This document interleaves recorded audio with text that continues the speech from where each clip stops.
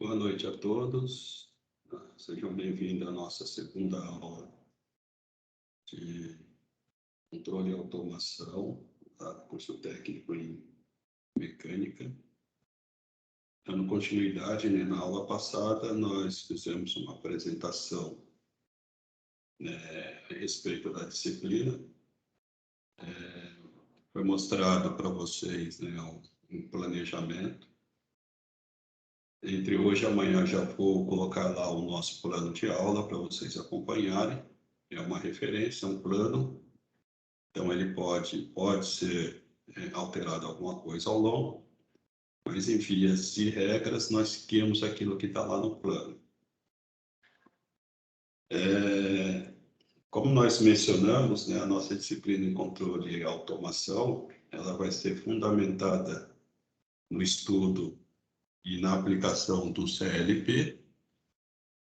O CLP a gente já vai ver daqui a pouco qual é o significado dessa sigla.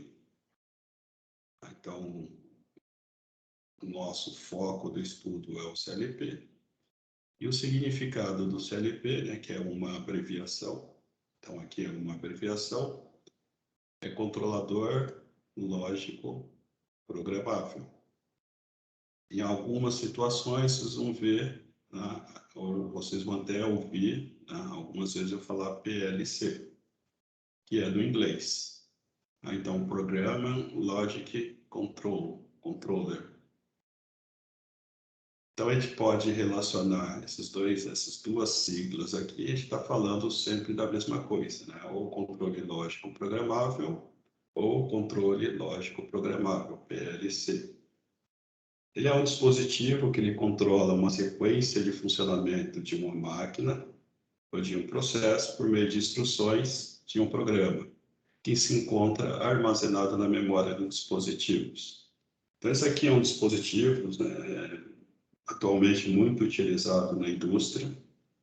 Antigamente, a forma como se fazia o arranjo de comando dentro de uma indústria não era com CLP, era através de elementos eletromecânicos, como contatores. Daqui a pouco eu vou mostrar para vocês. Mas hoje, pelo avanço tecnológico e desenvolvimento da eletrônica, ele passou a ser um dispositivo comum em aplicações dentro da indústria. A definição, segundo a ABNT, a ABNT é a Associação Brasileira de Normas Técnicas.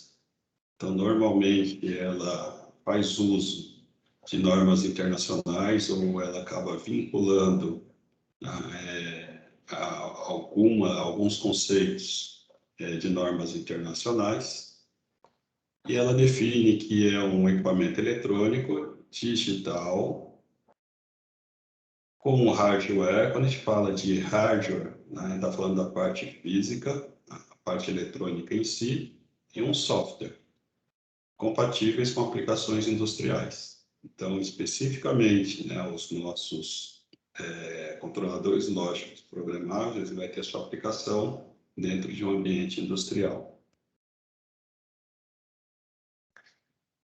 Um outro órgão que também regulamenta, internacional, que regulamenta isso aí é a NEMA.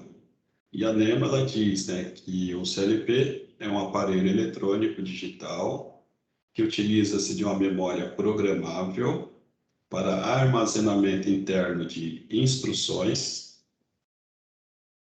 para implementações específicas como lógica, sequenciamento, temporização, contagem e aritmética, para controlar, através de módulos de entrada e de saída, vários tipos de máquinas ou processos.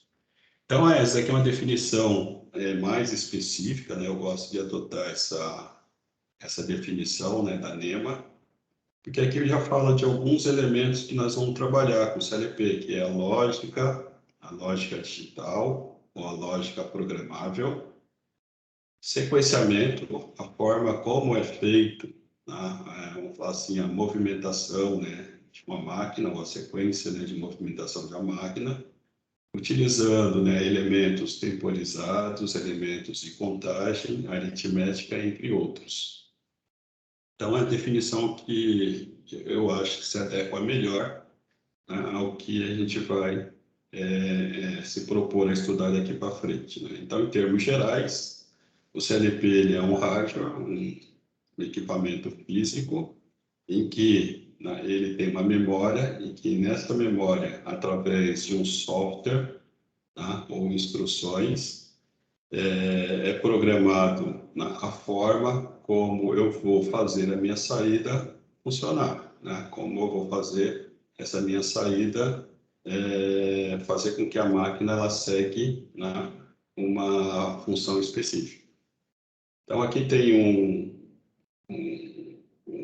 uma imagem, né, que se adequa, né, de acordo, né, com as funções, né, básicas e específicas do nosso CLP.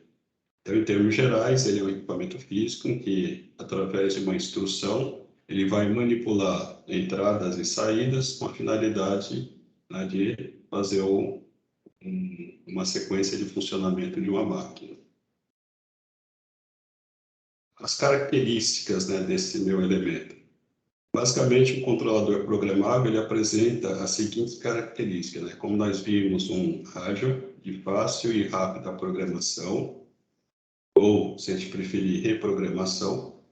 Então, pode-se programar uma máquina para trabalhar de uma forma, e de acordo com a necessidade, eu posso reprogramar essa máquina para trabalhar de uma outra forma específica, né? Isso levando em consideração um tempo menor, né? Ou seja, menos interrupção na linha de produção e com a capacidade operacional em ambiente industrial. Então, um dos pontos forte que a gente tem que colocar é que é um dispositivo que ele é preparado para trabalhar em ambiente, de certa forma, agressivo, né? Até um certo limite. Diferentemente, né, se a gente pegar os computadores pessoais, né, os PCs, e tentar ele fazer trabalhar num ambiente um pouco mais agressivo, que ele está acostumado, né, pode ocorrer algumas anomalias, né, como captação de ruído, interferência, que pode interferir na sequência de funcionamento da máquina. No nosso caso, do CLP, não, né, ele foi projetado e desenvolvido para ele trabalhar, né, com um ambiente, né, de certa forma, um pouco agressivo. É o tipo de dispositivo, né, e ele ocupa pouco espaço, então isso aí contribui bastante com relação à instalação desse equipamento, né, a inserção desse equipamento em projetos de controle, e apresenta um baixo custo de consumo. Então, se a gente for ver com relação às aplicações convencionais, ou seja, os comandos elétricos, verifica-se, né, que, com relação a esses equipamentos, né, o CLP ele possui um baixo consumo de energia. Além disso, ele tem algumas facilidades, como a monitoração, né, do estado de operação dos processos, tudo isso através de comunicação com computadores. Hoje já podemos falar que essa comunicação ela pode ser física, através de fio, ou ela pode ser remota, né? Através, por exemplo, de um wireless, né? Ou uma rede de comunicação sem fio. Ele possui, né, como vantagem, várias intercambiabilidades, né, com vários dispositivos, né, de entrada e de saída. Então, a gente vai ver também, né, no nosso prosseguimento, no nosso desenvolvimento da disciplina, nós vamos ver alguns dispositivos de entrada e saída, em que eles são compatíveis, né, para ser utilizado com o CLP. Além disso aí, né, o hardware de controle permite uma expansão. Então, eu posso iniciar com um certo número de entrada e de saída, e ao longo da necessidade, né, da aplicação, eu posso expandir essas entradas e saídas, eu posso aumentar, sem prejudicar, né, logicamente, a minha instalação e até mesmo a sequência, né, da produção. Então, eu posso, eu posso fazer mudanças rápidas, sem interferir na linha de produção. Eu posso fazer uma programação, por exemplo, final de semana, e no final de semana eu fazer, por exemplo, uma ampliação dessa minha aplicação. Além disso aí, ele pode, a maioria, não vou falar que todos, mas a maioria dos CLPs, eles podem se comunicar entre eles, né, e até mesmo com outros dispositivos, formando o que nós chamamos de rede industrial, né, de comunicação.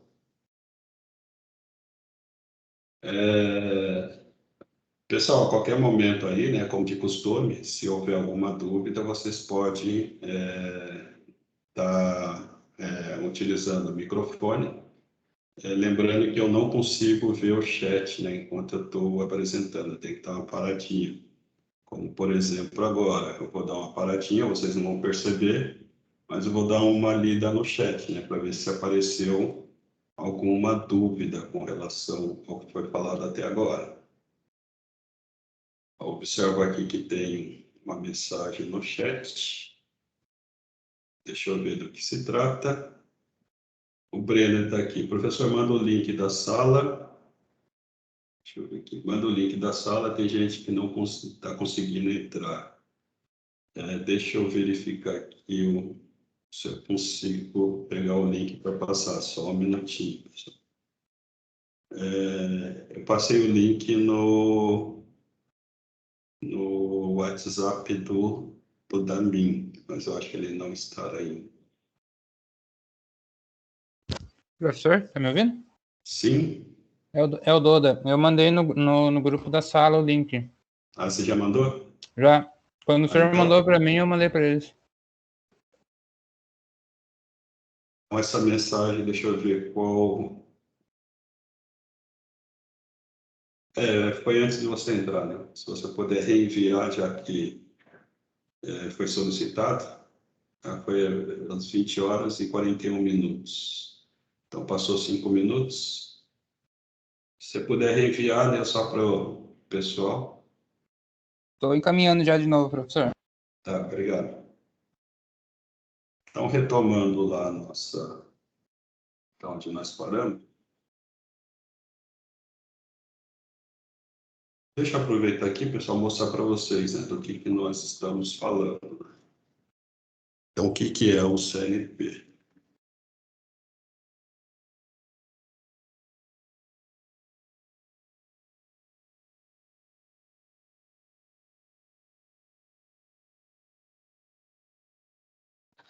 Então, esse aqui é um CLP. Isso aqui é uma marca, não sei se vocês estão conseguindo fazer a leitura, pessoal. Deixa eu acertar aqui que a câmera ela está ao contrário. Ele é da Allen Bradley, né, do grupo da Rockwell. Esse aqui é um CLP com face de classe mundial. Então, ele é utilizado em várias partes, né, do planeta, aí, né, em todos os continentes. Então, a gente verifica aqui que tem uns parafusinhos. Né? Esses parafusinhos aqui, na verdade, é onde eu vou colocar fio. Então, se vocês perceberem, né, fisicamente ele parece uma caixa. Vou dar uma tombadinha para vocês verem, né, quadrado. Ele possui, né, uma parte de comunicação. Então, isso aqui é um conector. Esse conector aqui é conhecido como conector DIN. Ele é específico, ele é proprietário, né, da Allen Bradley, né? Ou seja, não se encontra, se for lá no Centro de Higiene e pedir um cabo de comunicação para esse CLP, você não consegue, né? Você tem que comprar do fabricante ou de algumas pessoas que acabam fazendo. No meu caso, eu fiz, porque um conector, se você for comprar um conector da Allen Bradley, que está aqui, vocês vão ver que é um pouquinho mais caro, né? A gente vai pagar uns 300, 400 reais só no cabo, né, de comunicação. E ele só serve para essa linha, né? Porque existem outros equipamentos desse fabricante, né? São vários, são alguns, né, tipos, né, físicos de CLP desse fabricante, e que se tem também vários tipos de comunicação. Isso é em função, né, da necessidade, né, da aplicação. Então, nós temos essa comunicação aqui, que é uma comunicação RS-232 ou 485, mas aí vocês acabam não estudando, porque a especialidade de vocês não é eletroeletrônica, mas aqui é uma comunicação RS-232 ou 485. Existe alguns tipos de protocolo de comunicação, né, e formatos diferentes, né, com relação aos conectores, tá? Mas nesse nosso caso aqui, a comunicação é feita por esse conector DIN aqui, é uma comunicação padrão 485, né? Ele é padronizado, ou 232. Normalmente, em ambiente industrial, é utilizado o RS-485, que ele é bem parecido com o 232, só que algumas diferenças de protocolo. Então, nós temos essa parte aqui que é a entrada. Então, se a gente for verificar todos esses parafusinhos que tem aqui, né, são, com exceção desses três primeiros. Esses três primeiros aqui é alimentação. E com relação a esses pontos aqui, são todos, né, entradas, no nosso caso, entradas digitais. Né? Depois a gente vai, ao longo do nosso curso, a gente vai identificando, né, o que é uma entrada digital, o que é uma entrada analógica. Então, se a gente for perceber aqui, nós temos 10 entradas. E eu consigo, né, ainda com um módulo de expansão, aumentar essas entradas, né? Então, eu consigo ampliar, né? Consigo pegar nesse ponto aqui e ampliar essas entradas. Então, em vez de 10, eu posso, dependendo da expansão, aumentar isso aqui para 15, 20 e assim por diante. E nesse outro ponto aqui, nós temos, né, as saídas. A partir desse ponto, as saídas é um pouco diferente das entradas, porque são pares, né? Então, aqui eu tenho uma, duas, três, quatro, cinco, cinco saídas, nesse meu caso. Da mesma forma como as entradas, né, eu posso utilizar aqui um módulo em que eu posso ampliar, né, a partir desse ponto aqui, as minhas saídas. Dependendo do módulo de expansão que for utilizado, né, eu posso só expandir as saídas, ou posso só expandir as entradas, ou eu posso expandir os dois ao mesmo tempo. Né? O que vai indicar isso aí é justamente, né, o tipo da expansão. Aqui, né, como de praxe, eu tenho a indicação correspondente a cada entrada. Então, toda vez que uma entrada for ativada, né, isso aqui é uma iluminação, é um LED. Então, toda vez que for ativada essa entrada, ele vai acender, né? Quando estiver desativada, vai apagar, só para acompanhar as entradas que estão ativando. Da mesma forma, né, aqui a gente tem as iluminações de saída, e toda vez que uma saída for ativada, esse meu LED aqui vai acender. Tá? Então, fica fácil de compreender quais entradas e as saídas estão ativando. Aqui são os status, né? São LEDs também de status, né, do CLP, como alimentação, nesse primeiro que é o Power. Se o CLP está rodando ou não, né? Se ele está ativado, fazendo um ciclo, né? Se ele está fazendo um ciclo, depois a gente vai ver o que é ciclo. Se ele está em falha, ou aqui uma outra função que a gente utiliza muito, que é forçar uma entrada ou uma saída para fazer simulação. Então, se vocês verificarem, é simples, né? Eu tenho entrada e saída, né? Então, fisicamente, o que eu faço? Só interligação desses parafusinhos, né, de entrada ou de saída. Somente isso. E através dessa minha comunicação, o que eu faço? Eu programo, né, internamente, eu faço uma programação através de instrução para dizer como a minha entrada e a minha saída vai interagir, né, com aquelas instruções que foram feitas. Então, uma vez feito todas as conexões físicas, né, que é entrada e saída, eu consigo fazer uma alteração, né, em poucos minutos. Então, vamos supor que eu tenho aqui na saída uma sequência, né, liga, por exemplo, liga na sequência. Então, eu ligo vou indicar aqui no LED, primeiro ele liga 1, 2, 3, 4, 5, 6, né, uma sequência normal. E eu posso né, dependendo da aplicação, mudar. Não, agora eu não quero que seja mais, né, no caso de vocês que estão vendo aí, acho que de cima para baixo, não nesse sentido, agora eu quero no sentido contrário. Ou eu quero, né, do meio, né, expandindo para as extremidades, ou seja, do meio para cá e do outro meio para cá. Então, eu consigo fazer essa alteração muito rápido, sem a necessidade de eu fazer qualquer, né, modificação da parte física. Então, no nosso CLP, a gente tem os arranjos físicos, em que eu coloco aqui, e tem os arranjos virtuais, né, que está internamente aqui no meu CLP. Tá?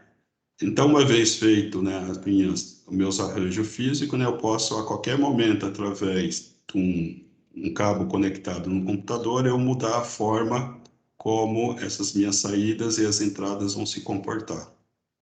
Então, isso aqui é um tipo de um CLP compacto. Tá? Vocês estão vendo que no mesmo invólucro aqui, eu tenho todas as funções que eu preciso. Né? Então, ele é utilizado para pequenas, né, e pequenas que eu falo, né, hoje dá para fazer bastante sequência de movimentos e máquinas, né, com um CLP compacto, que nem esse. Né? Ele é da linha Micrologix, né, nesse caso é 1000. Essa linha aqui, assim, ela já está descontinuada, mas ainda é bastante utilizada, principalmente aqui no Brasil. Então, ele tem o 1000, 1200, 1500, né? São a série desse Micrologix, né? Que é o mais simples desse fabricante. Existe outro tipo, deixa eu ver, pegar aqui.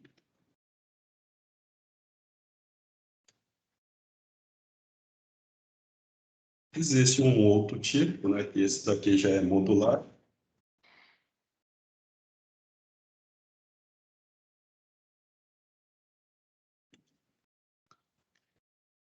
Esse aqui ele já é utilizado tipo em hack, então ele já é uma aplicação de médio, grande porte, em que nesse tipo de CLP, vocês estão verificando, isso daqui é só um módulo, isso daqui é um módulo CPU, então vocês estão vendo aqui que é uma chavinha que é justamente para o operador ele não mexer, né? Uma que o operador ele não vai ter acesso no painel, mas por segurança, né?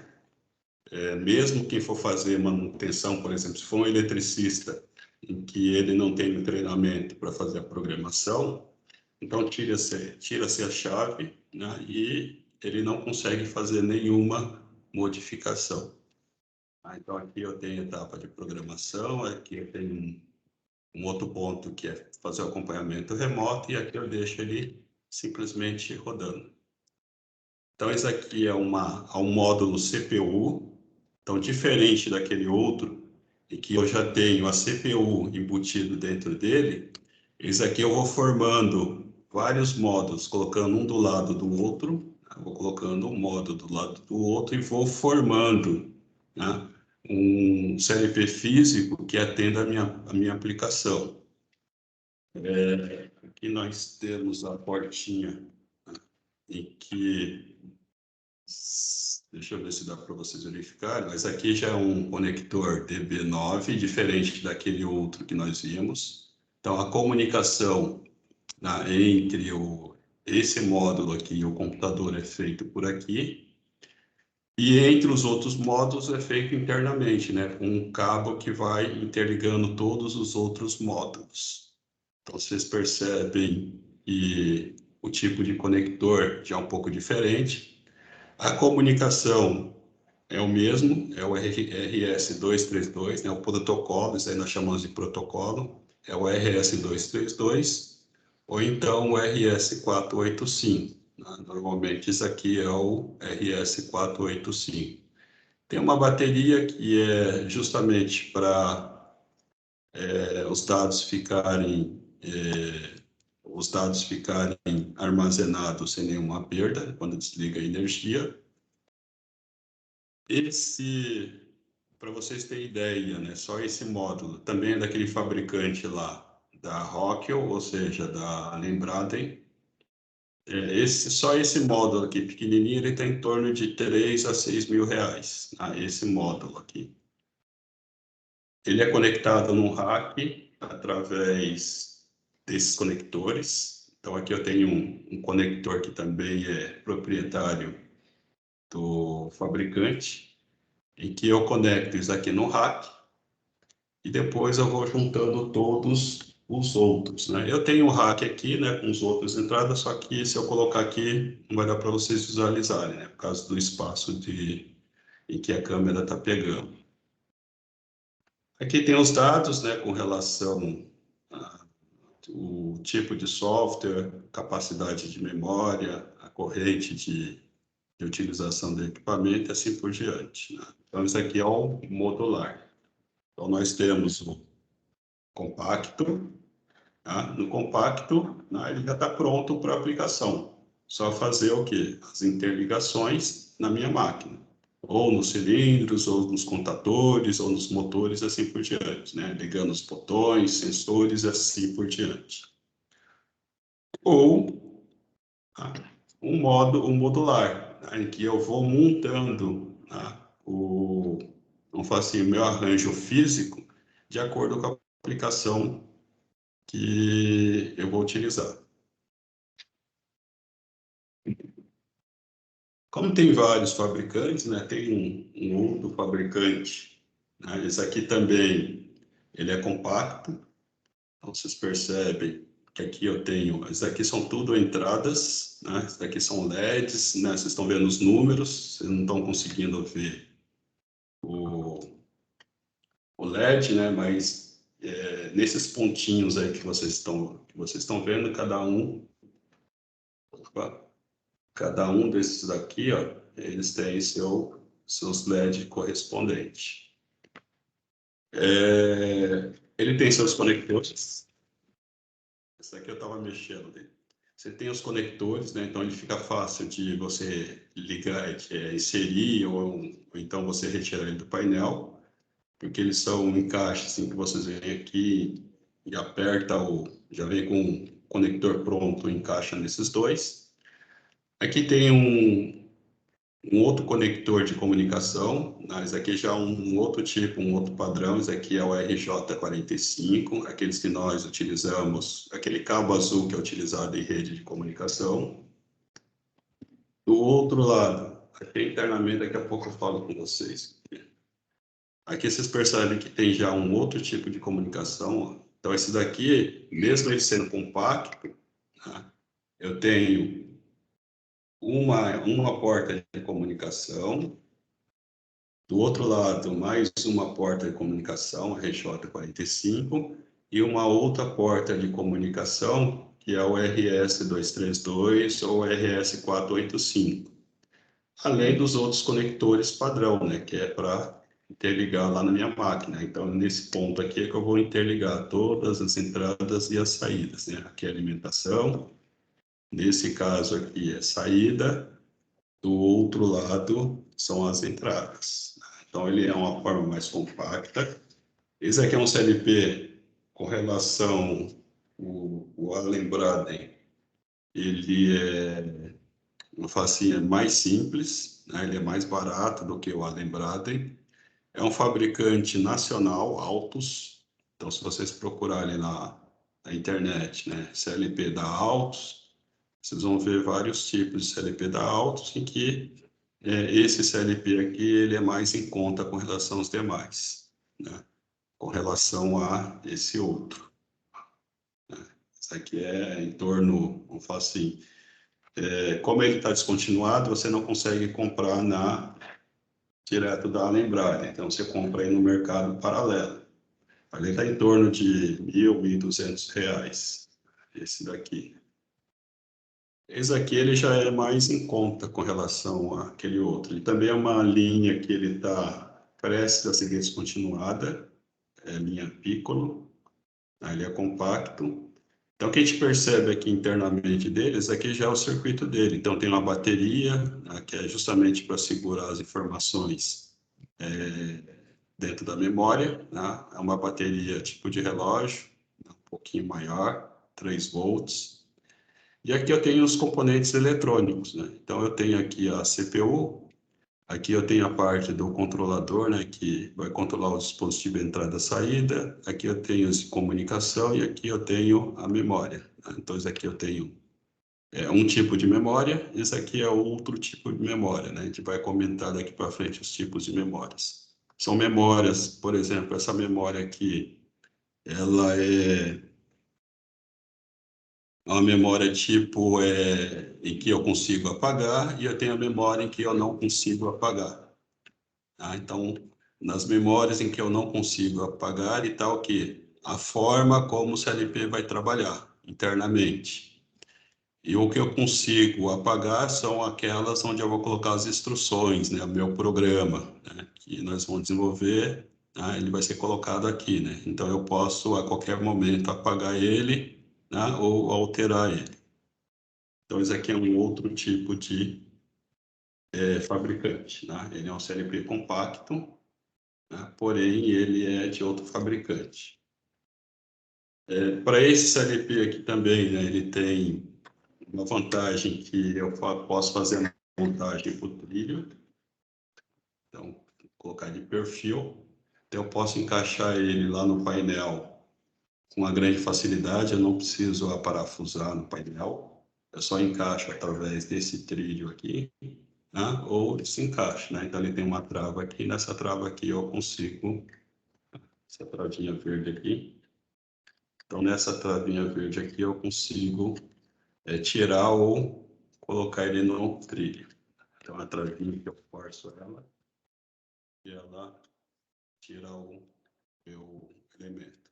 A gente percebe, né, que são equipamentos em que ele oferece, né, no espaço pequeno, reduzido, né, várias possibilidades, né, uma quantidade, né, maior de saídas. Comparativo entre eles, né? Então, vou fazer um comparativo aqui com um dispositivo. Deixa eu ver se cabe os dois aqui. Eu tenho dois dispositivos aqui, né? Alguns de vocês conhecem, né? Outros não. Então, aqui eu tenho o contador e aqui eu tenho o CLP. Então, se vocês perceberem o contador aqui, ele praticamente é quase metade do meu CLP. Isso aqui eu consigo o quê? É como se fosse uma saída única. Eu consigo ativar um dispositivo, né? Ou o motor, ou então um cilindro, né? Ou seja, um dispositivo físico. Ao passo que esse daqui, ó, que é um facinho um pouco maior do que o dobro disso aqui, eu consigo, né, ativar ou controlar alguns dispositivos físicos. Então, essa é a grande vantagem com relação, uma das grandes vantagens, né, da aplicação com CLP, com relação, né, aqueles elementos convencionais, né, em que a máquina era controlada por dispositivos eletromecânicos. Então, isso aqui é um contador, vou falar um pouquinho dele. Então, nesse contador é a mesma coisa, tem os parafusinhos aqui, tá? Vocês estão verificando, né? Essas partes metálicas brilhantes aqui são os parafusos, onde vai conectado um fio. Então, isso aqui vai uma conexão de um fio, aqui vai a conexão de outro fio, assim por diante. Então, o contador, ele basicamente, né, ele é formado por, né, um invólucro, né, vamos chamar isso aqui de invólucro. Aquilo que nós falamos lá do trilho, né, que ele pode ser fixado no trilho, né, igualmente esse CLP aqui, se a gente for pegar aqui no fundo, a função dos dois na parte do fundo, basicamente é o mesmo. Tá? Eu consigo colocar ele no trilho. E, além de ter essa possibilidade, né, o contador, esse caso aqui, ter a possibilidade de ser fixado no trilho, né, eu também posso parafusar ele direto lá na minha placa de montagem. né? Então, isso aqui é o fundo dele. Então, ele tem, né, essa parte de cima aqui são os contatos. Então, o que é o contato? Esse com relação a esse é um contato. Esse com relação a esse segundo aqui é outro contato. Esse com relação a esse é outro contato e assim por diante. Então, ele é formado por contatos, né, de aberturas ou de fechamentos. Daqui a pouco a gente vai ver. Internamente dele, né, eu tenho uma bobina, que essa bobina, quando ela é ativada, ela aciona. Então, é esse ponto aqui ele aciona. Então, eu tenho uma bobina colocada aqui, e que essa bobina é alimentado, né, não por esse parafuso, mas um outro parafusinho que tem aqui. Então, talvez vocês não estão vendo aí direito, né, por causa do foco da imagem, mas aqui está marcado como A2, e do outro lado aqui eu tenho o A1, né, que não é tem um parafuso em cima e outro embaixo. Isso aí depois a gente vai ver na parte de fotografia. Então, a função toda vez que eu alimento o A1 e A2, que é a minha bobina, o que acontece? Esse meu ponto aqui, ele é puxado para baixo. E quando ele é puxado para baixo, né, ele fecha ou esses dois contatos, né, se ele for contato fechador, ou ele abre o contato. Aqui no nosso caso aqui tem contatos abridor. Então, toda vez que eu faço, ele faz esse movimento, mas através da alimentação, né, do A1 e o A2, né, que está aqui, que é a alimentação da bobina, a bobina faz imantar um circuito, vamos falar assim, um circuito ferromagnético, em que ele vai forçar os dois ferros a atraírem e puxar isso aqui para baixo. Tá? Basicamente é isso aqui. Eu só coloquei isso aqui para vocês verem, né, a diferença entre os dois, né? Então, em forma de tamanho, né, ele é quase o dobro. Se eu colocar aqui, a gente vai ver que faltou pouco, ó. Faltou pouco assim no comprimento. Então, imagine só, esse daqui eu tenho 12 saídas, e aqui eu só tenho uma saída. Então, vamos supor que eu vou montar um painel com 12 saídas utilizando esse aqui, né? Então, eu vou ter que utilizar 12 desse aqui, um atrás do outro. Então, o tamanho, né, do meu painel, só para ativar os meus dispositivos físicos, vai ser o dobro, né, do tamanho que eu utilizaria para esse dobro, não, 6 vezes maior do que eu utilizaria aqui para o meu CLP. Só que existem vários tipos, né, de contator. Então, isso aqui é um contator de um fabricante, né? Da mesma forma que no CLP eu tenho vários tipos de fabricante, aqui também, né, existem vários tipos de fabricante de contatores. Então, aqui eu tenho um contator, né, um assim, convencional, e aqui eu já tenho um contator mini. Normalmente, né, esse contator aqui é utilizado para acionar cargas elevadas, né, de uma certa capacidade. E esse aqui eu só utilizo para fazer o arranjo elétrico. Então, ele só é utilizado para fazer fechamentos, né, sequências de fechamentos. Isso aqui eu já não consigo ativar cargas que esse daqui tem a capacidade de ativar. E eu tenho também, né, já conjuntos montados, né? Então, por exemplo, isso aqui é um dispositivo, né, e que é um conjunto de dispositivo. Então, vocês verificam, né, com relação aos demais, né? Vocês verificam que ele já tem um tamanho maior, mas na verdade isso aqui são dois dispositivos. Então, esse aqui já é um dispositivo preparado para ativar o motor, tá? Específico para o motor, porque ele tem a parte da proteção dele, que é isso aqui, tá? Então, eu tenho um dispositivo de proteção. Então, esse aqui eu armo ou desarmo ele. eu faço a regulagem da corrente de proteção. Então, isso aqui é um disjuntor. E desse ponto para trás aqui, né, eu tenho a conexão entre ele, que é esse intermediário aqui. E do outro ponto aqui eu tenho como se fosse somente o contador, né, parecido com esse, ó. Então, vocês verificam que ele é quase do mesmo tamanho, que esse daqui é utilizado para ativar, ele pode ser ativado para ativar uma carga maior, e esse aqui é específico para o motor, né? Só que ele já está num conjunto completo. Todos esses elementos aqui, ó, essas ações, né, que vocês estão vendo aqui, que é contatos abertos, contatos fechados e bobina, ele está na minha memória, tá? Tá na memória, né? Aquela memória que eu falei que não dá para apagar. Então, eu tenho vários desses aqui, né, inserido nesse pequeno espaço, que eu posso utilizar da forma como eu achar mais adequado. Então, fica muito mais simples, né? Em vez de eu fazer um arranjo com esse, eu fazer um arranjo que já está lá dentro, que nós chamamos que são elementos virtuais, né? Então, vocês vão escutar ao longo do nosso curso eu falar de elementos virtuais, de elementos físicos, né?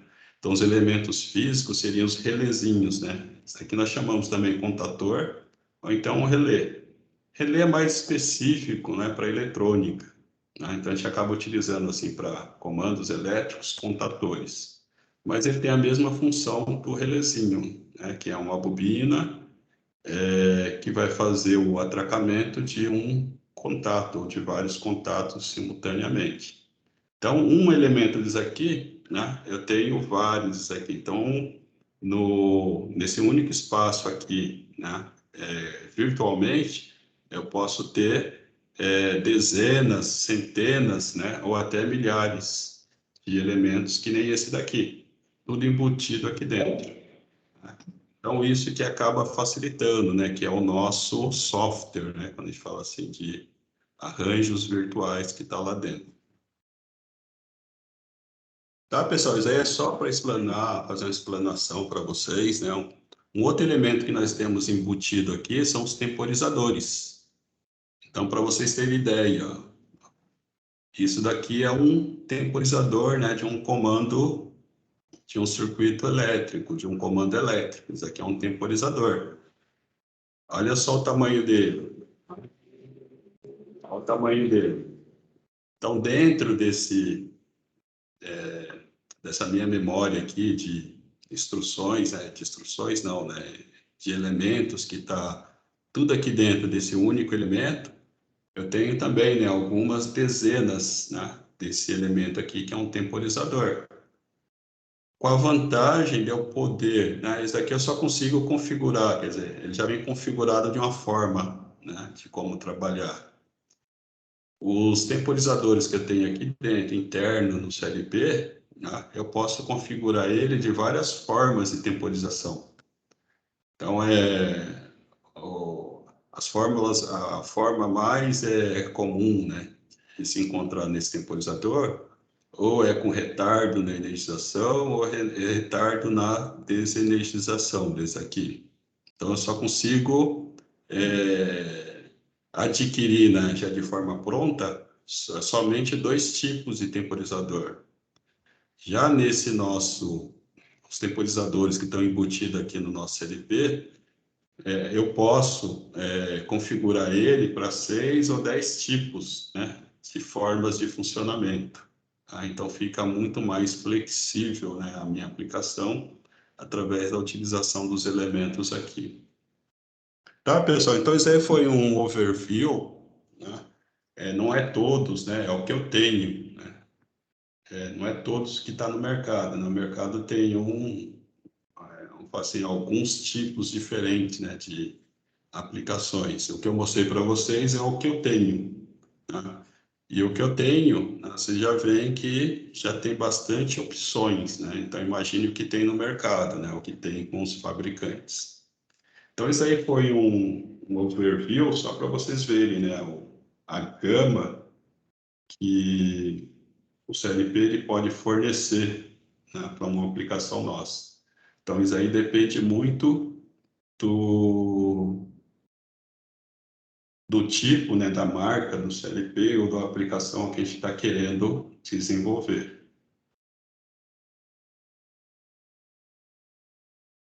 Deixa eu ver o chat aqui se tem alguma dúvida. Não? Tudo jóia, pessoal? Tranquilo?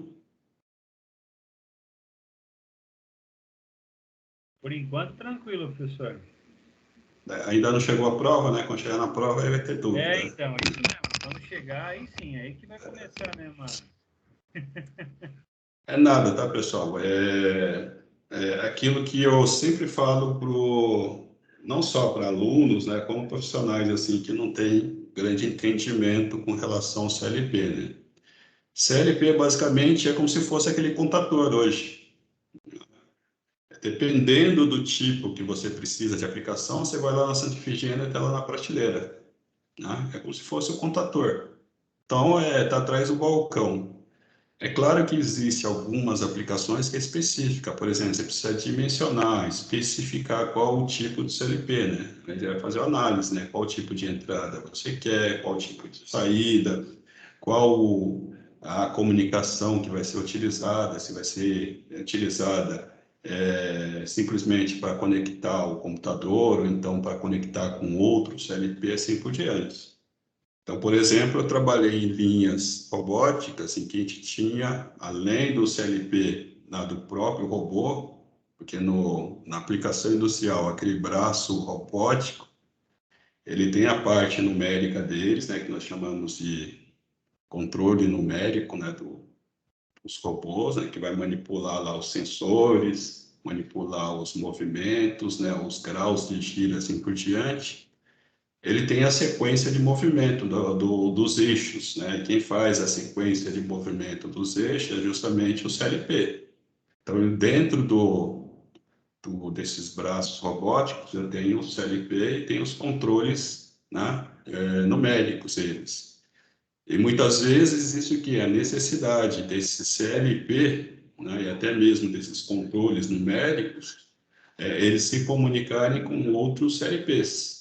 Então, tem aplicações em células robóticas em que vocês têm vários robôs trabalhando na mesma célula e um tem que se comunicar com o outro, né, para saber qual é o instante certo em que ele vai dar a sequência adiante.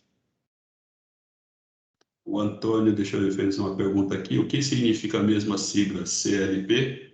O CLP é controle lógico programável, tá? Então, eu vou controlar, tá, uma sequência lógica através de um programa, tá? Então, o significado de CLP é justamente o C é de controlador, o L é de lógica e o P é de programável, tá?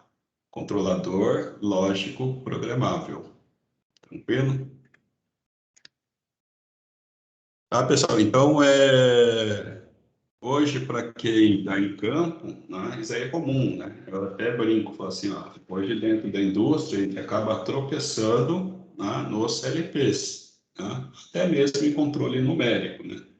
Por quê? Passou a ser mais vantajoso, né? Então, vocês viram, só pelo espaço, né, já se torna né, uma vantagem.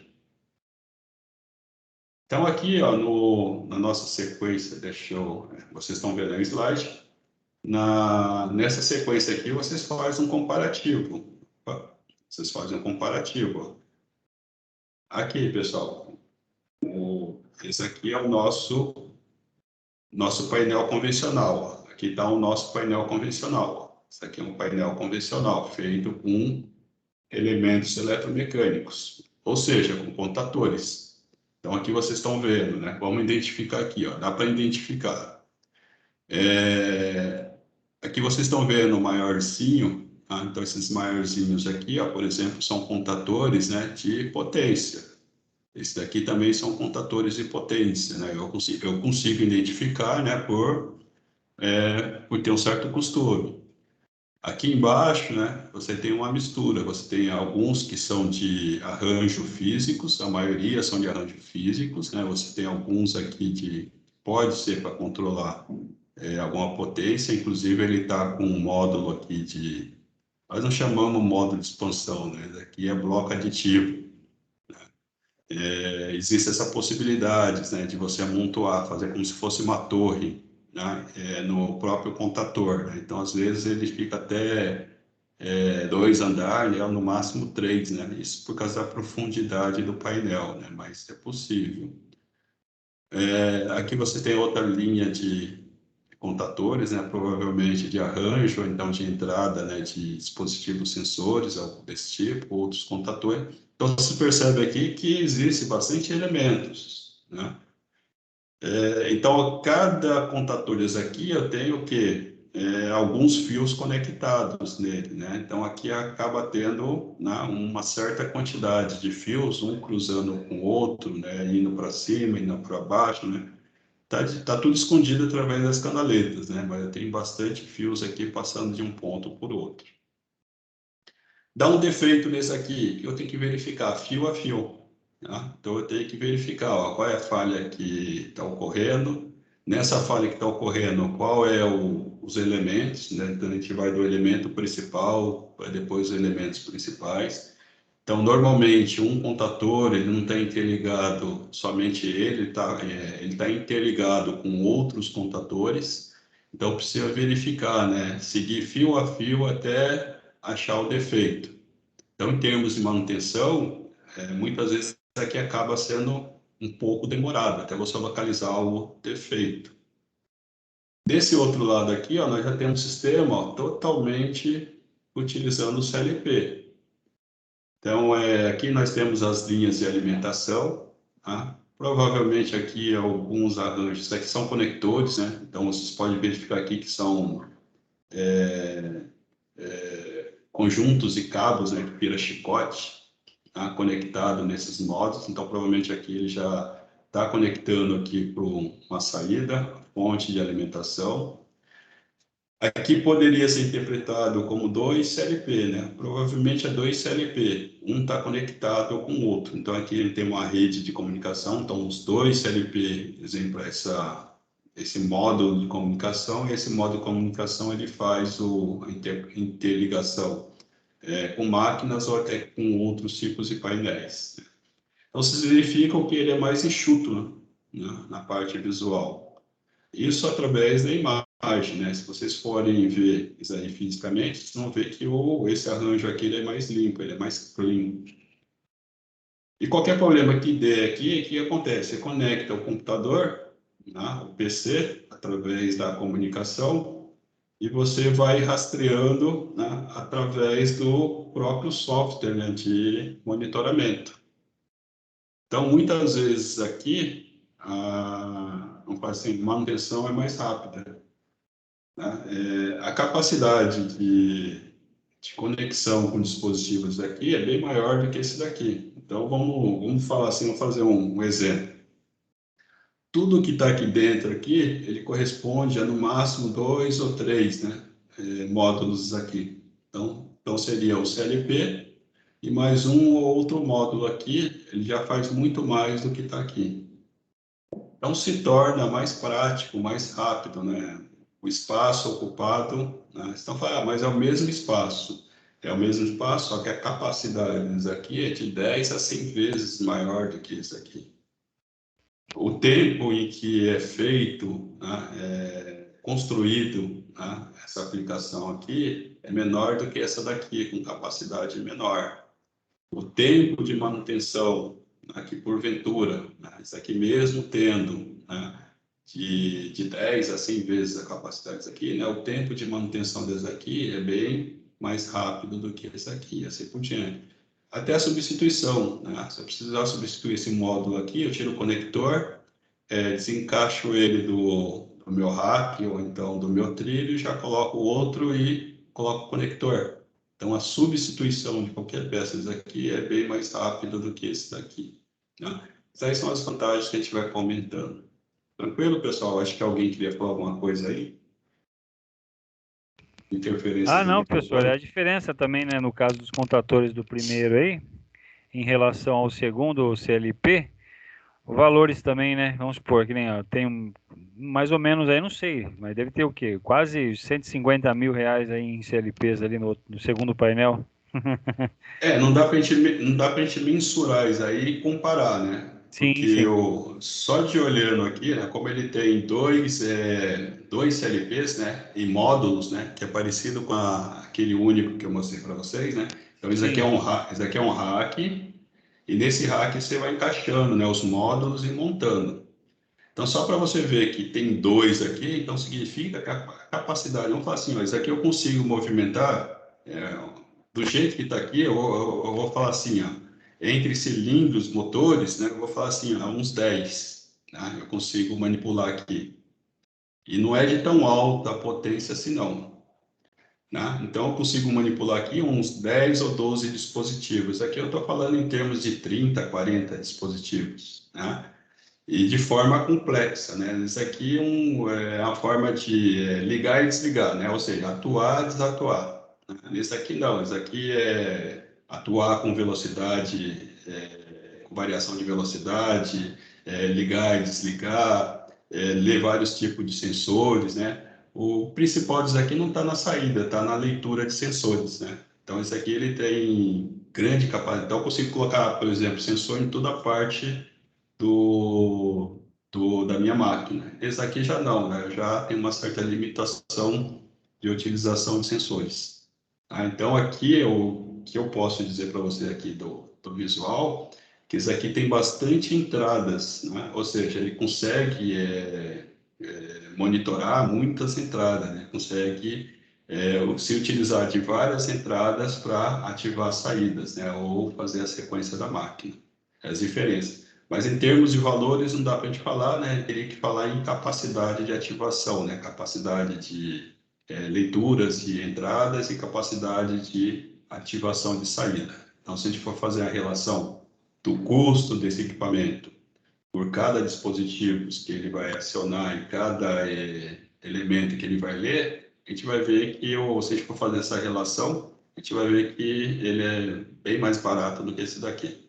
Se eu fosse fazer para a aplicação que está aqui de uma forma convencional, eu precisaria de uns 10 a 20 painéis isso aqui, né? Uma loucura. com certeza. Então vamos lá, pessoal.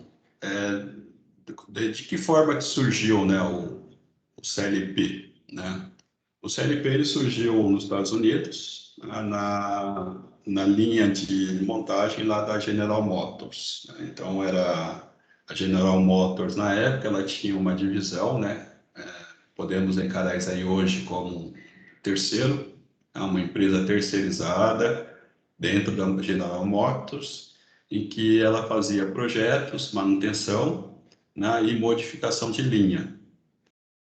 Então, na época, eles tentaram, né, a General Motors, né, ela colocou um desafio para essa empresa aqui, a Hydronic, né, em que o desafio seria em que ela conseguisse mudar a linha de produção o mais rápido possível. Porque naquela época, o que se tinha, por exemplo, não tem a flexibilidade de hoje, né? Não tem tantos lançamentos de carro como hoje. Justamente, o impeditivo era justamente esse daí, né? A demora, né? E fazer modificação da linha de montagem. Então, vamos supor, né? Vamos falar assim, né? Eu estou fazendo o Fusquinha na linha de montagem. Se de repente eu precisar, né, mudar a forma, né, do meu Fusquinha, né, sei lá, mudar para Brasília, praticamente eu tenho que desmontar toda a linha. Desmontar toda a linha, modificar ela e montar novamente. Então, isso leva muito tempo. Então, o que essas fábricas tinham na época? Várias linhas de montagem. Então, tinha a linha do Fusquinha, tinha a linha da Brasília. Se fosse a variante, tinha que fazer algumas modificações para a variante, assim por diante. Então, ela colocou um desafio, ó, quando houver necessidade, né, de mudança da linha, né, porque mudar de um modelo para o outro, existe a necessidade de mudar a forma como a linha trabalha, né? Então, o desafio era justamente isso, né? Para que seja feito essa mudança, né, o mais rápido possível, sem interromper, né, de preferência, sem interromper a linha, que era impossível na época, né?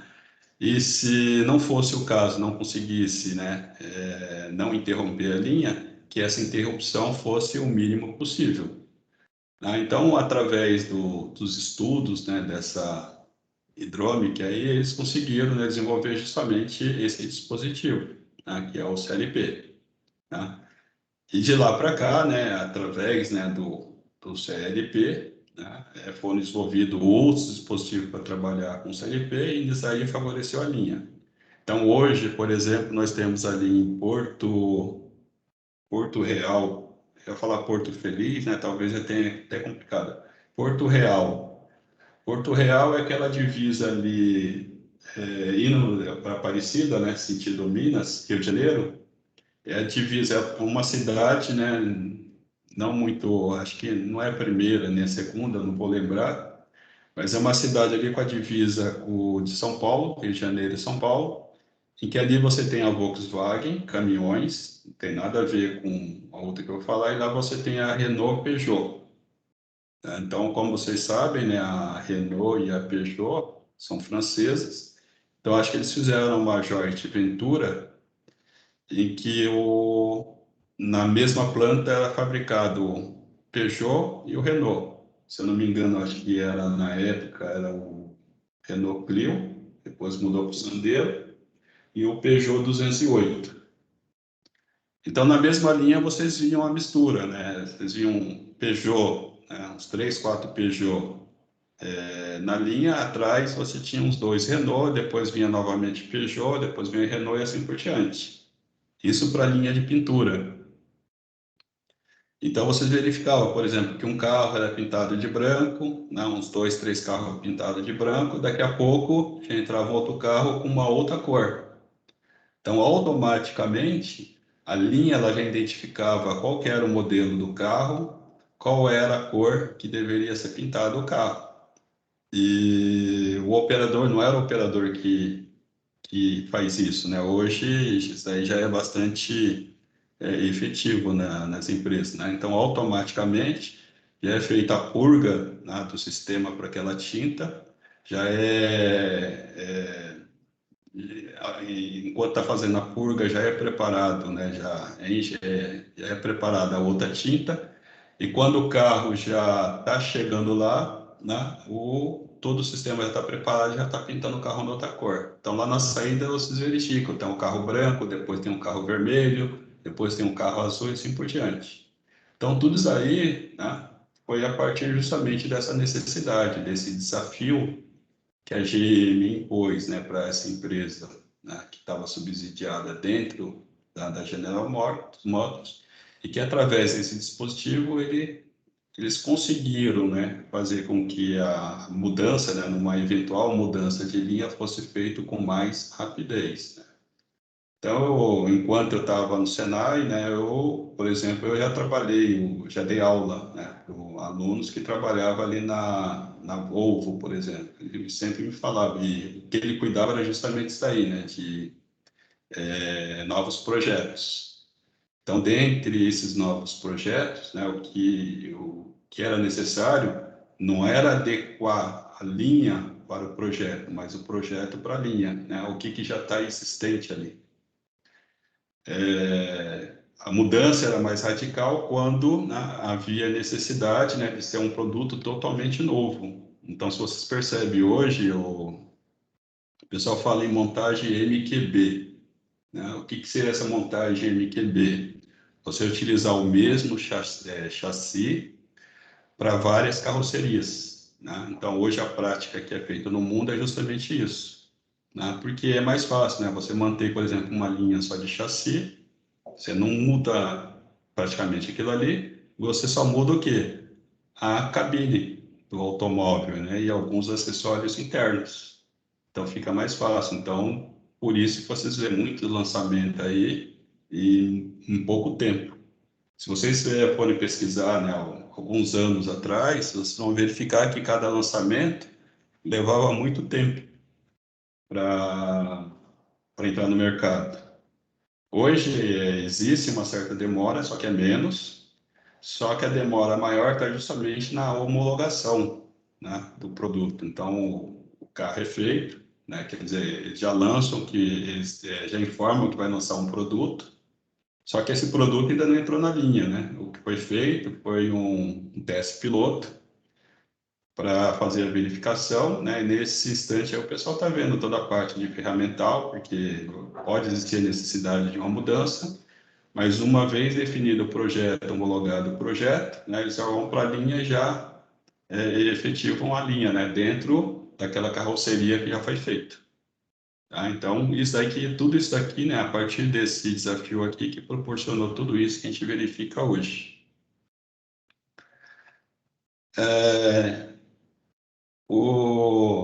Então, quem padronizou, né, quem foi o pioneiro, isso aí foi justamente a General Motors, né, através dessa necessidade. Então, o que eu falo, né, eu dou aula de projetos também para o pessoal, então eu falo que um projeto sempre ele nasce da necessidade, né. Então, a General Motors ela tinha uma necessidade, essa necessidade era de uma mudança de linha o mais rápido possível.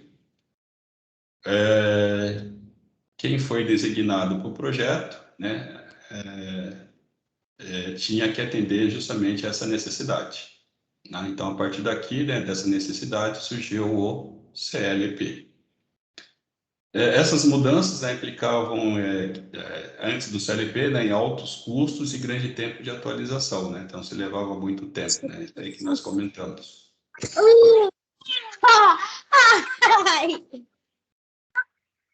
O microfone está aberto aí de alguém. Acho que a criança aí está com dúvida. São os favoritos. Então não dá já. Ah, já vai dar? Pensei que você ia salvar. Alô? Quem está com o microfone aberto?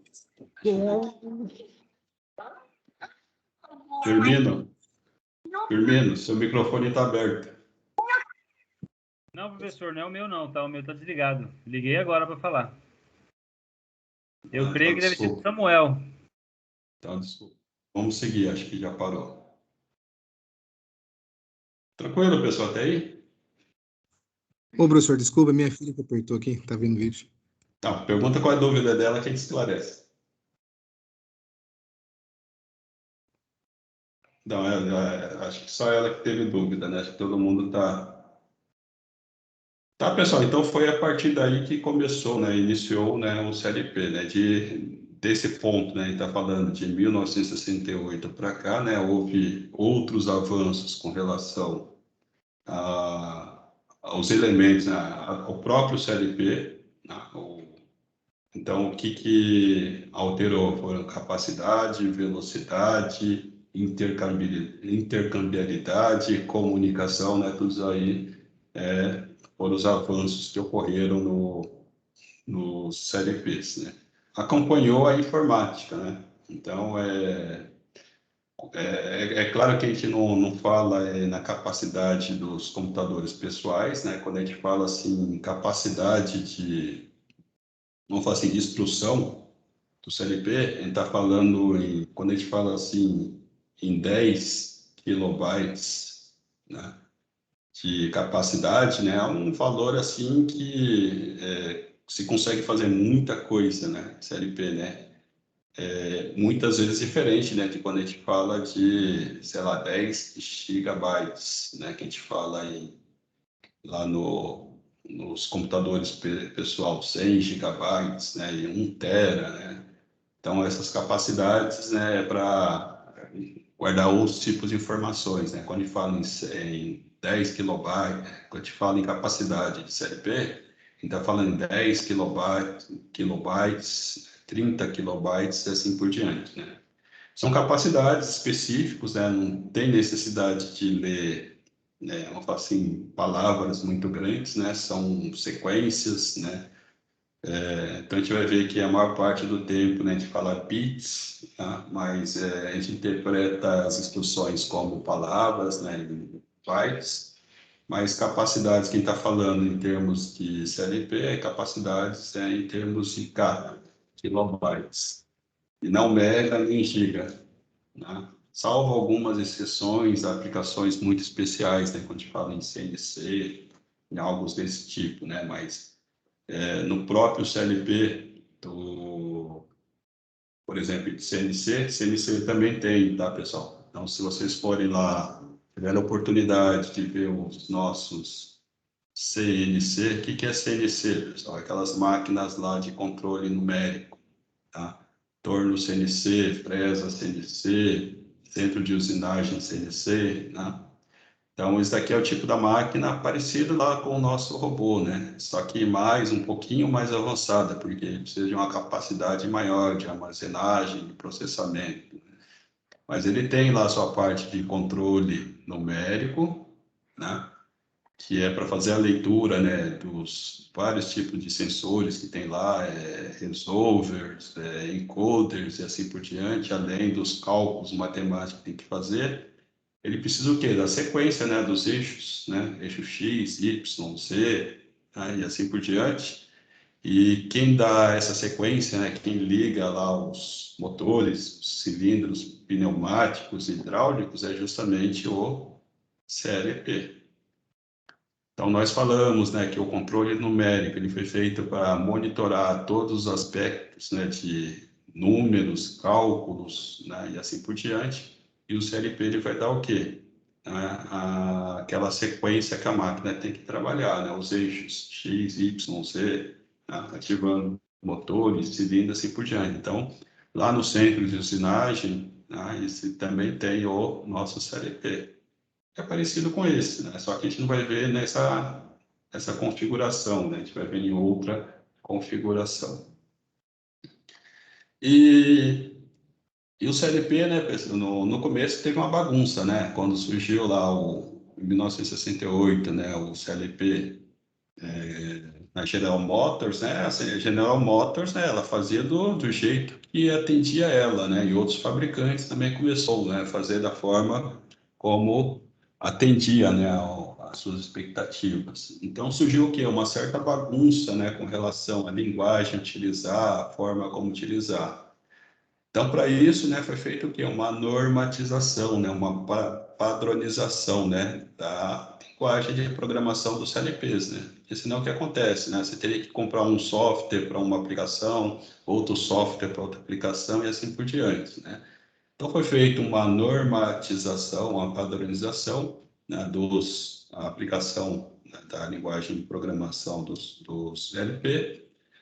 E quem cuida disso aí, né, é uma norma, né, internacional, que é a IEC 1331-3. Né? Então, essa norma aqui é a que normaliza, né, as linguagens de programação. Então, nós temos meia dúzia aí de linguagem de programação. A gente vai ver dessa meia dúzia aí, a gente vai trabalhar com uma, mas a gente vai estar comentando aí duas ou três, né, linguagem de programação, né, as mais utilizadas. Tá? Mas a gente vai utilizar só uma, que é a linguagem ladder. Vai comentar mais para frente. Estrutura básica, né, do CLP, né? Eu já dei uma palhinha para vocês lá no hardware, né, na parte física, né, aquele lá que acabou saindo a tampa. Ele ali eu estou mexendo com ele para verificar o problema que ele tem. Ele está acendendo a luz de erro constantemente. Na verdade, aquilo ali é uma aplicação que tinha numa indústria que eu fazia consultoria. Ele dava algumas falhas. Aquele CLP lá que eu mostrei para vocês, né, ele tem uma falha característica, né, que é relacionada à velocidade de varredura, que a gente vai comentar mais para frente. Então, acabei ficando com ele, né, e estava tentando resolver, né, vendo qual é essa questão, né, qual é esse problema, que é característica daquele fabricante Autos, né, já peguei algumas falhas relacionadas a circuitos internos, circuitos virtuais. A estrutura básica, né, do CLP, né, o controlador programável tem sua estrutura baseada no hardware de um computador, né, já falamos que tem uma similaridade não vou falar assim tão grande, né, mas existe uma similaridade com os computadores, dispostos de uma unidade central, né? Então, se a gente for ver lá no PC, né, o Personal Computer, né, da Domestic, a gente vai ver que existe uma unidade central de processamento, existe interface de entradas e saída e memória. Né? No caso lá dos domésticos, né, as nossas interfaces de entrada e saída seria o quê? O teclado, o mouse, a impressora seria uma saída e assim por diante. No CLP, não. No CLP já é outros tipos de entradas e saídas, né? Então, dá para se ver que existe uma similaridade, mas utilizando os outros dispositivos conectados, né? Entrada e saída. E a memória em si, né? Lá também existe, né, não só um tipo de memória, né? Existem 2 ou 3 tipos de memórias, né? Que nós falamos, aquelas memórias, né, que é memória nativa, nós chamamos de memória nativa, que fala como, né, é feito, é tratado, manipulado, né, os dados, né, no computador, né? A sua sequência, como ele vai trabalhar internamente. E existe aquela memória em que escreve, né, o programa, né? Por exemplo, o Windows, né? Windows, né, é um software, né, em que ele pode ser apagado, ele pode ser carregado, né? Então ele é feito o quê? Numa memória em que isso é possível, não naquela memória em que fala como o computador vai trabalhar, né? Que é uma memória que não é escrita, que não pode ser escrita, não pode ser apagada. As principais diferenças em relação ao computador comum, né, estão relacionadas à qualidade da fonte de alimentação, que possui boas condições de filtragem e estabilização, interfaces de entrada e saídas imunes a ruídos e invólucro específico para aplicação industrial, né? Essas são as diferenças, ou seja, os CLPs, né, ou até mesmo os computadores industriais, ele tem que ser um pouco mais robusto, né? Existe essa necessidade de ser um pouco mais robusto. E o CLP é assim mesmo, né? Ele não pode sofrer interferência com relação ao ruído. E onde tem mais ruído? Numa casa ou numa indústria? É claro que numa indústria, né? Então a indústria tem ruído, tem umidade, tem calor, às vezes diferença, a variação muito grande de temperatura, né? Então esse dispositivo ele tem que suportar, né, todas essas intempéries. Então ele é tratado, né? Ele é utilizado, né? Os dispositivos, né, eles são adequados justamente para isso, para suportar esses tipos de condições, né, do ambiente industrial que é um pouco mais agressivo, né? Então a gente vê aqui os 3, né, elementos principais do CLP, né? A UCP, né, Unidade Central de Processamento, entradas e saídas e as portas de comunicação. Então, se vocês verem, é justamente o que nós comentamos, né? Quando estava demonstrando lá fisicamente o nosso CLP, né? Então, eu mostrei a porta de comunicação, mostrei as entradas e as saídas, e não deu, né? Só naquele outro lá que a tampa estava aberta, deu para a gente ver, né? Alguns arranjos eletrônicos internamente, né? Em que ele é composto lá da CPU, né, o CP e as memórias. Além disso, aí, outros dispositivos auxiliares, né, para eles. O que são entradas e saídas, né? Então, nós falamos lá que a gente vai conectar, né, elementos nas entradas e elementos nas saídas, né? Então, os elementos, né, de entradas, né, são o quê? Sensores fotoelétricos, pode ser sensores de proximidades, pode ser pressostatos, detectores de níveis, sondas de temperatura, vácuo status, né, botões, aqui não tem, né, mas são botões de liga, desliga, botões chave de liga, desliga e assim por diante. E encoder, né? E o que são saídas? Saídas são válvulas, né? Pode ser válvulas solenoides, contadores, né? Ventiladores, sinalizadores, válvulas pneumáticas ou válvulas hidráulicas e assim por diante, né? Então, tudo isso aí são saídas, né? toda vez que existe a necessidade de ativar algum dispositivo e que converta, né, um sinal elétrico para um outro tipo de energia, né, mecânica, né, a gente está falando em saídas. Aqui tem um diagrama, né, de como, do que é o CLP, né, o que é conectado, né, às suas entradas e saídas, né. Então, aqui o nosso CLP fisicamente está concentrado, né, nesse espaço, onde eu tenho a unidade central de processamento, eu tenho a memória, internamente eu tenho uma alimentação, né, uma alimentação AC, uma alimentação DC, né, porque existe essa necessidade, né. Pode ser que tenha um CLP que ele só tem alimentação DC, né, em que eu alimento ele já com uma tensão de 24 volts, e essa tensão de 24 volts ela já é destinada para alimentar, né, por exemplo, os relézinhos de saída, ou então, né, os dispositivos de entradas, né, que a gente não vai entrar em muito detalhe, né. Então, normalmente, no próprio CLP, eu já tenho os relézinhos minúsculos conectados lá, em que aqueles parafusos já vai ser um contato, né, aberto ou um contato fechado. Então, uma outra vantagem do CLP é justamente isso, que eu consigo configurar, né, a minha saída como normalmente fechado ou normalmente aberto.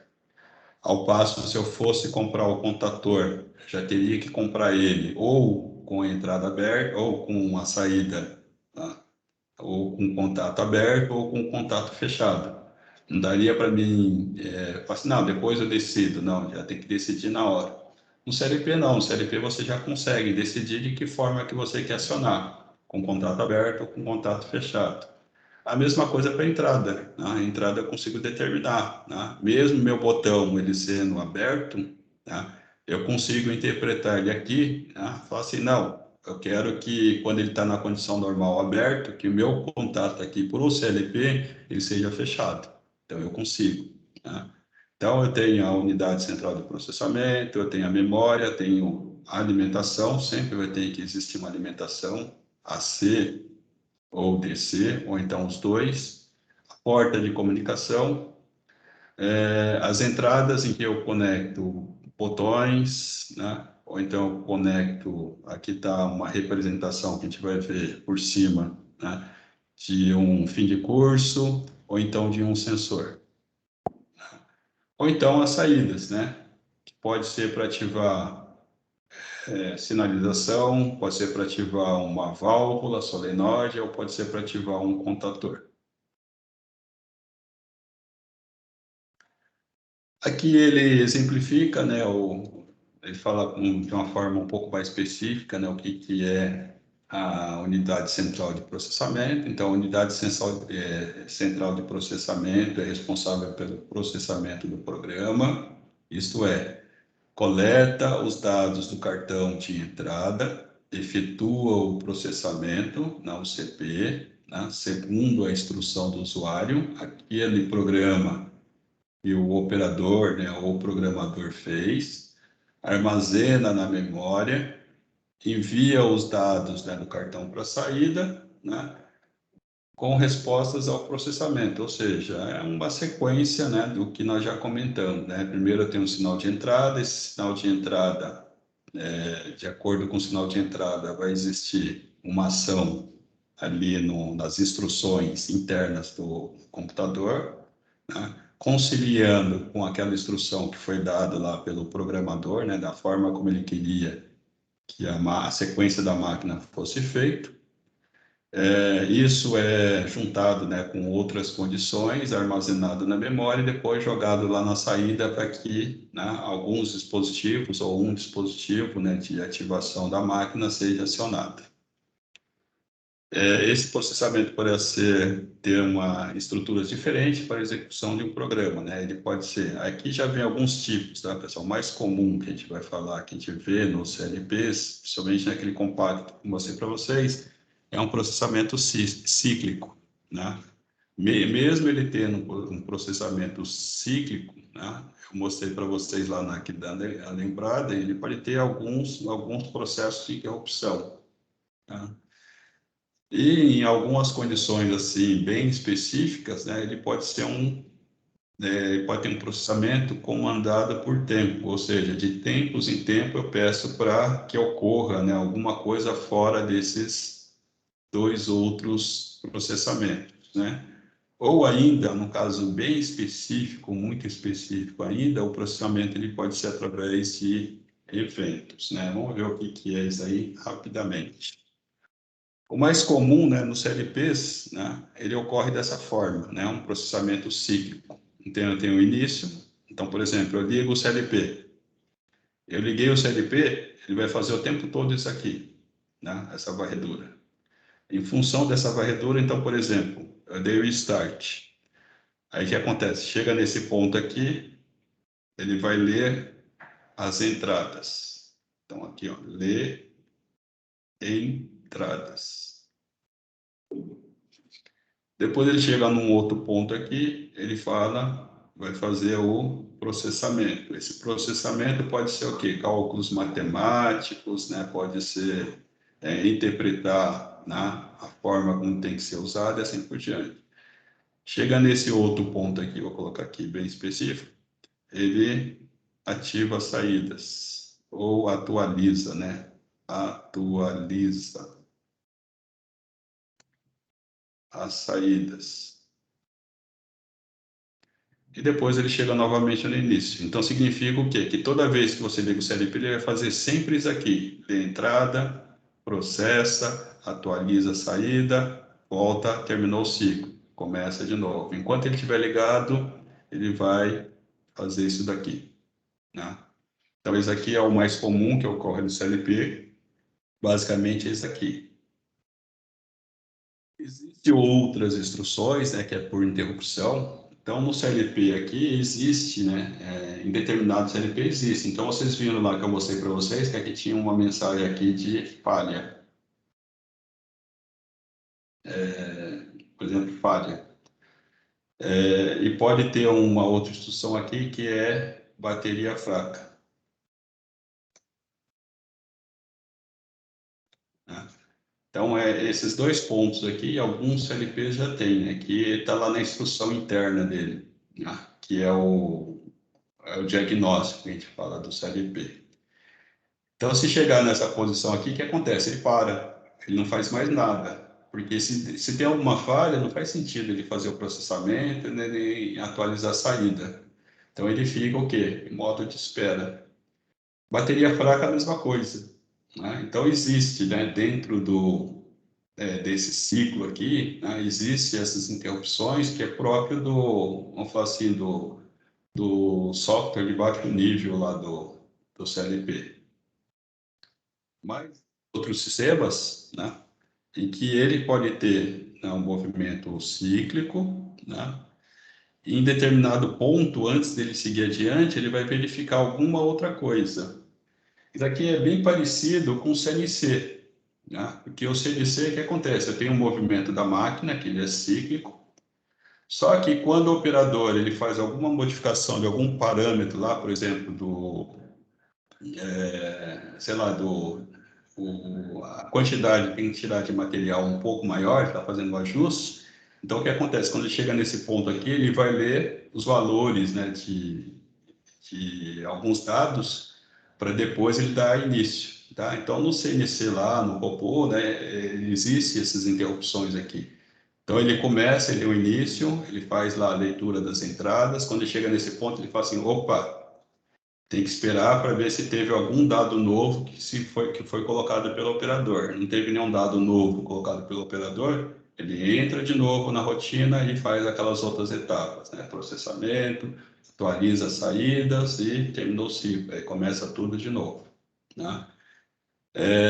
Em alguns casos, por exemplo, que eu tenho um CLP que faz esse ciclo, e ele está conectado através da porta de comunicação com outro CLP, então significa o quê? Que em determinado ponto, antes dele seguir, ele vai ter que ver se o outro CLP está dando alguma outra informação, né, para esse CLP. Se não tiver nenhuma informação, o que acontece? Ele leva um ciclo normal. Então, vocês verificam que entre esse ciclo aqui, ó, um ciclo comum, sem eu ter nenhuma interrupção, E outro ciclo aqui que eu tenho interrupção, né? A gente verifica que esse ciclo aqui é mais rápido, né? Então, quando a gente fala assim ciclo, a gente fala em varredura. Então, em condições normais, né, a varredura deles aqui é uma varredura mais rápida, ele não tem interrupção. Ele só vai fazer esses 3 pontos aqui, tá? Ler as entradas, ler o processamento, atualizar e, né, ativar e ir para o início. Então, ele só vai fazer isso aqui. Então, o tempo que ele leva para fazer isso aqui é bem mais rápido do que esse daqui.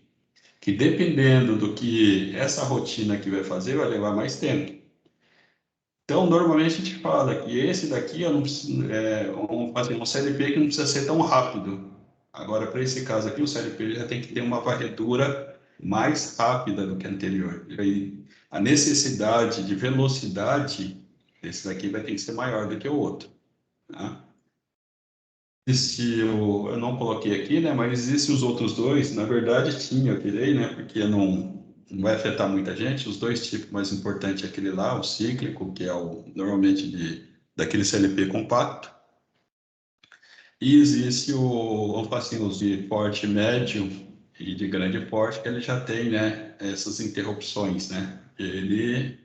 Existe um ponto em que ele está aberto para todo o sistema. Então, ele vai ter que verificar, né, como o sistema externo está para depois ele dar sequência. Então, significa o quê? Que a velocidade dele realizar essas leituras tem que ser muito mais rápida do que o outro. Eu só coloquei aqui, né, o por tempo, né? Então, não coloquei o diagrama por tempo e por evento. Seria quase parecido com esse daqui, né? Só que significa o quê? Que esse daqui, ele vai ver, se não tem nenhuma interrupção, ele segue o barco. Se tem alguma interrupção, ele para aqui e vai. Agora, o por tempo, por evento, não. Obrigatoriamente, ele vai parar aqui, né? E vai verificar lá o que está acontecendo, ou o que precisa ser feito, né? O por evento é a mesma coisa, né? Chegou nesse ponto aqui, né? Você tem que fazer determinada rotina. Terminou essa rotina, que é um outro ciclo, ele retorna para cá. Então, obrigatoriamente, ele para. Quando tem interrupção, não. Só se tiver, né, algum comando aqui, né, alguma solicitação de outros dispositivos. Assim, daí sim ele para. Se não tiver nenhum pedido, né, de interrupção, ele continua o ciclo dele. Né? Enquanto não tem nenhuma interrupção, ele está lá. Houve um pedido de interrupção, aí o que acontece? Ele para e vai atender aquilo ali. O por evento e por tempo, não. Obrigatoriamente ele para. Ele para e realiza aquela etapa. Terminou aquela etapa, ele volta. Mas o mais comum é aqueles dois. O por tempo, por evento, normalmente a gente encontra alguns softwares, né, dentro dos computadores pessoal. Né? Então, eles podem ter algum programa em que ele vai fazer determinada etapa, depois dessa etapa ele volta. Então, isso aqui está destinado mais aos computadores domésticos, né, ou computadores específicos. Já vou terminar, tá, pessoal? Está quase na nossa hora. As memórias, né, nós comentamos alguma coisa de memórias, então só para refletir, né? Só para a gente complementar, né? Tem os tipos de memórias de armazenamento, né? E tem as memórias, né, a forma como a informação será processada. Né? Então, de armazenamento é aquela que o operador, né, quem está operando, né, o programador, ele faz. Normalmente, isso aqui é as memórias RAM. Né? Isso aqui a gente vê em eletrônica ou em mecatrônica, né? A gente vê isso aqui com com mais detalhes, né? Então, isso aqui é uma memória de acesso randômico, né? Então, isso aqui é memória UART de acesso randômica. Né? Randômica é aleatória. Então, significa o quê? Quando o operador ele vai lá, coloca um programa lá, modifica o programa, né? Ele fica lá. E, normalmente, isso aqui, ele utiliza a bateria, né? Então, aquelas baterias que a gente verifica lá, que foi verificado lá num dos modos que eu mostrei para vocês, vocês viram que tinha bateria. Então, essa bateria é justamente para alimentar essa memória, para que quando eu desligar da energia, né, essa memória aqui ela não apaga. Tá? Então, essa bateria, a função dela é justamente para isso. E existe aquelas lá em que tem, né, um programa, né, da forma como o ciclo ele vai funcionar. Né? Da forma como esse ciclo vai funcionar, né, que são as instruções do programa.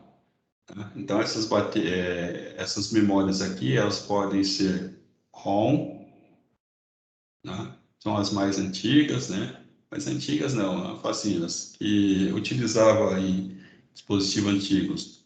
Depois tem as EPROMs e PROM. Então, ó, vocês verificam que é ROM e ROM. Só acrescentou isso aqui, né? O IP. E PROM, você vê que continua o ROM, né? E depois aqui já vem para uma outra categoria, que são as memórias flashes. Né? Flash. Né? Então, que significa o quê? Essa memória aqui é memória somente de read, aqui é de leitura. Né? Então, é um tipo de memória que ela só pode ser lida, né, pelo sistema. Né? Então, não dá para apagar, não dá para escrever, para fazer nada. Essas aqui são essas memórias, né? São memórias somente de leitura, só que eu consigo programar ela através, né, do apagar, né?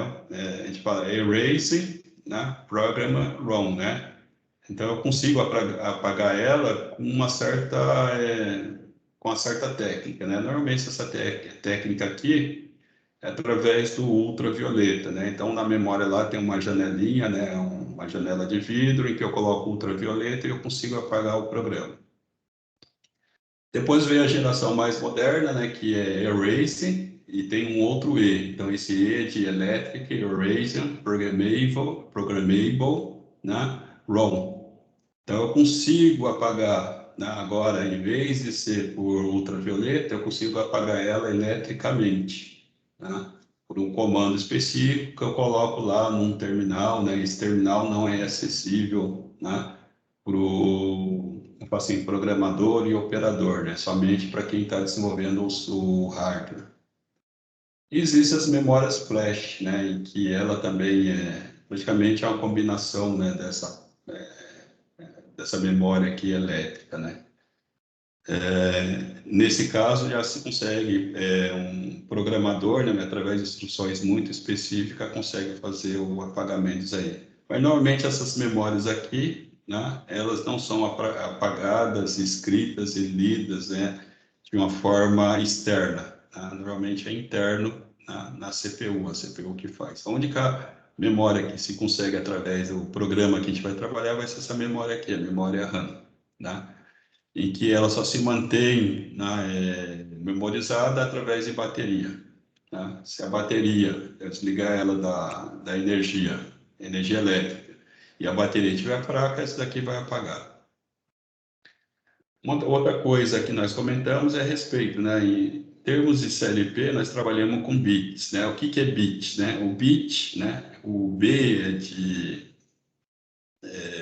equivale a 2, né? Ele pode ser 0 ou 1, que é, né, o que a gente vai comentar na próxima aula, né, de digital. Digital, né, de 2. Né?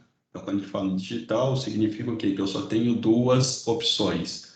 Ou é 0 ou é 1. Ou eu tenho sinal ou eu não tenho sinal. Ou está ativado ou não está ativado. Ou é verdadeiro ou é falso. Ou seja, sempre eu tenho, né, só duas condições, né? É diferente do analógico. Analógico eu tenho todas as possibilidades possíveis entre 0 e 1. Então pode ser 0, pode ser 0,001, pode ser 0,01, pode ser 0,2, pode ser 0,5, pode ser 0,99, assim por diante. Aí seria o analógico, mas a gente comenta um pouquinho mais para frente quando eu comentar alguma coisa de lógica de programação para vocês. Aqui vai ser bem rápido. Aqui é que nós falamos lá com relação, né, aquele cíclico lá, a varredura cíclica, né, que é utilizada no CLP, né? Ele lê as entradas, né, lê os estados da entrada, executa o programa, atualiza as saídas, né, e faz o controle interno, né, quando tem necessidade, né? Então, isso aqui é só para as 4 etapas lá do nosso CLP, que nós comentamos lá na varredura cíclica, mais simples. As vantagens do uso do CLP, né? Comentamos também. Ele requer menos espaço físico pela sua capacidade, né, de ativação, né, de entradas e saídas. A manutenção, de certa forma, é mais simples, é mais fácil de fazer qualquer tipo de modificação, ampliação.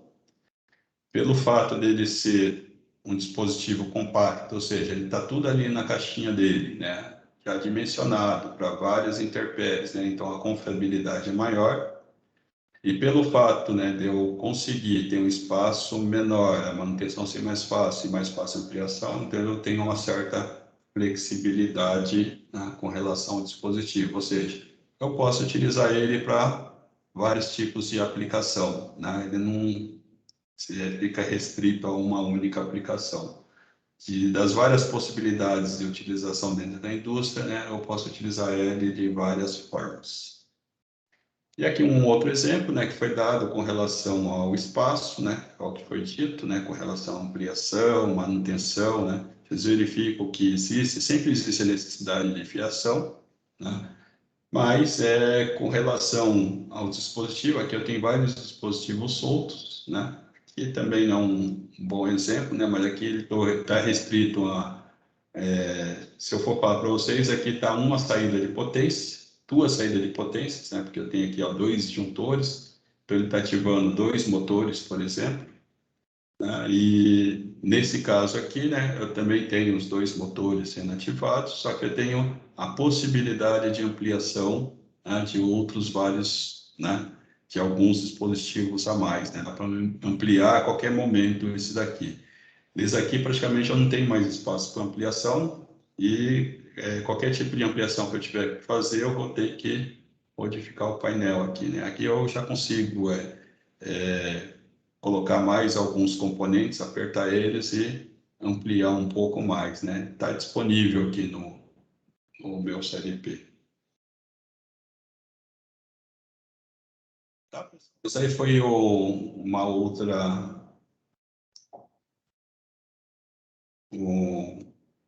outra apresentação para vocês, mas já dando uma introdução aqui que é o CLP, aonde nós utilizamos o CLP, de que forma, né, ele pode ser aplicado, né, com as suas variantes, né, de formas físicas, fornecedores, né, e aplicações. Deixa eu parar a gravação aqui.